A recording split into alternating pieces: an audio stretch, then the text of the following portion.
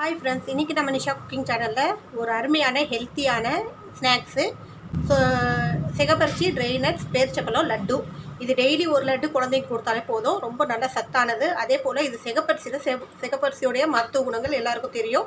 So இந்த அரிசியில் இது செஞ்சதால் ரொம்ப சத்து நிறைந்த இந்த உருண்டைகளை உங்கள் குழந்தைங்களுக்கு செஞ்சு கொடுங்க. டெய்லி ஒன்று கொடுத்தாலே போதும், நல்லா ஹெல்த்தியான ஒரு ஜென்ரேஷனை நம்ம உருவாக்கி விடலாம். ஸோ அருமையான இந்த சிகப்பரிசி உருண்டைகளே லட்டுவை எப்படி செய்யலாம்னு சொல்லிட்டு வாங்க பார்க்கலாம். ஸோ அருமையான இந்த சிகப்பரிசி ட்ரை நட்ஸ் பேரிச்சம்பழம் லட்டு எப்படி செய்யலாம்னு வாங்க பார்ப்போம். அதுக்கு முன்னாடி எங்கள் சேனல் லைக் பண்ணுங்கள், ஷேர் பண்ணுங்கள், சப்ஸ்கிரைப் பண்ணுங்கள், பெல் பட்டன் ஆன் பண்ணுங்கள், கமெண்ட் பண்ணுங்கள். இந்த லட்டு நான் செய்கிறதுக்கு எடுத்துக்கிட்ட பொருட்கள் 150 கிராம் சிகப்பரிசி மாவு, 100 கிராம் அளவுக்கு பேரிச்சம்பழம், ஒரு 50 கிராம் பாதாம், 25 கிராம் பிஸ்தா, 25 கிராம் முந்திரி. இந்த 3 இந்த அளவில் தான் எடுத்தேன். இத்தனை லட்டு வந்துச்சு. நீங்கள் இந்த சிகப்பரிசி லட்டு செய்கிறதுக்கு பேரிச்சப்பழம் எடுத்துக்கோங்க. பேரிச்சப்பழம் உள்ளே இருக்கிற நம்ம அந்த விதையை எடுத்துகிட்டு இதோட இந்த பாதாம் சேர்த்துக்கலாம். ஒரு தோராயமாக உங்களுக்கு எந்த அளவுக்கு வேணுமோ அந்த அளவுக்கு சேர்த்துக்கோங்க. இது நம்ம கொஞ்சம் சுடு தண்ணியை போட்டு ஊற வைக்கணும், ஒரு 10 நிமிஷம். இந்த பாதாமும் பேரிச்சப்பழமும் ஒரு 10 நிமிஷம் சுடு தண்ணியில் ஊறட்டும். இந்த ஊற வச்ச பாதாமில் தோல் நீக்கிடுங்க. நீங்கள் கேட்கலாம், ஏன் இதை முன்னாடியே ஊற வச்சு தோல் எடுத்துருக்கலாம் இல்லையான்னு சொல்லிட்டு. என்னென்னா, நம்ம முன்னாடியே ஊற வச்சுட்டோம்னா பாதாம் நல்லா ஊறிடும். அப்படி ஊறிச்சுன்னா நமக்கு லட்டு சீக்கிரம் கெட்டு போக சான்ஸ் இருக்குது. இது இந்த மாதிரி இருந்தால் பாதாம் ஊறாது, மேல் தோல் மட்டும் நம்ம உரித்து எடுத்துடலாம். இப்போ இதை நம்ம ஒரு மிக்ஸி ஜாரில் போட்டுக்கலாம். இதோட நீங்கள் என்ன வேணாலும் நட்ஸு ட்ரை நட்ஸ் போட்டுக்கலாம். ஸோ நான் கொஞ்சம் பிஸ்தா போடுறேன், கொஞ்சோண்டு முந்திரி போடுறேன். இதை கொரன்னு அரைச்சிட்டு வந்துடலாம். இந்த மாதிரி கொஞ்சம் கொரன்னு அரைச்சி எடுத்துகிட்டு வந்துடுங்க. அடுப்பில் ஒரு அடிகனமான கடாய் வச்சுக்கிங்க. ஸ்பூன் அளவுக்கு நெய் போட்டுக்கலாம்.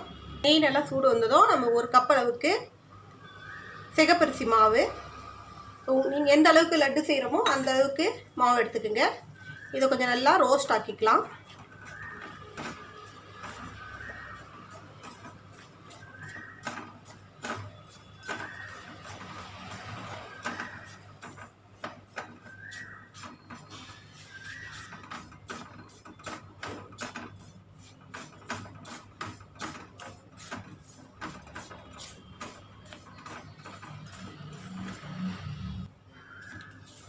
இந்த அளவுக்கு நல்லா ரோஸ்ட் ஆயிடுச்சு.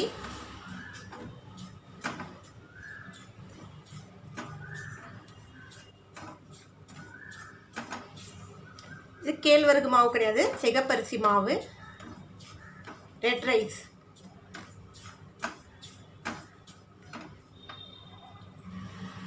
இப்போ இதில் நம்ம இந்த ஊற வச்ச பேரிச்சப்பழத்தை போட்டுடலாம். இதோ இதுக்கு இதை சேர்த்து கொஞ்சம் ட்ரை பண்ணிக்கலாம்.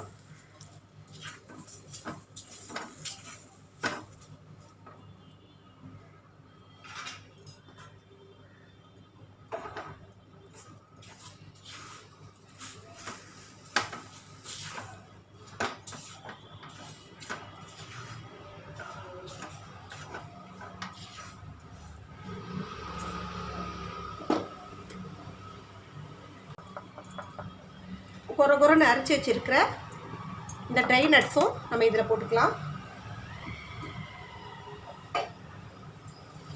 இதோட கொஞ்சோண்டு ஏலக்காய் பொடி,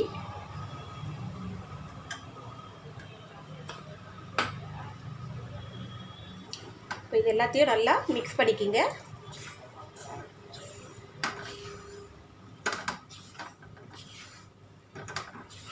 அடுப்பு ஆஃப் பண்ணிட்டு இந்த கடாயில் இருக்கிற சூட்லேயே இதை மிக்ஸ் பண்ணணும்.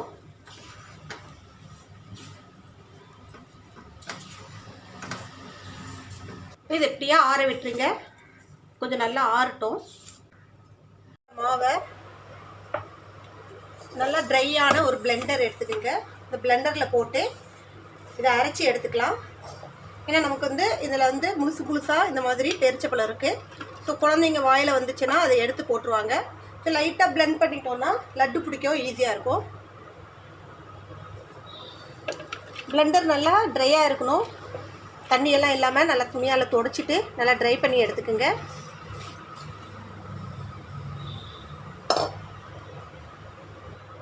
அவ்வளோதான், இந்த பிளெண்ட் பண்ணி எடுத்தாச்சு. போய் இதை நம்ம ஒரு பவுலில் ட்ரான்ஸ்லேஷன் பண்ணிக்கலாம்.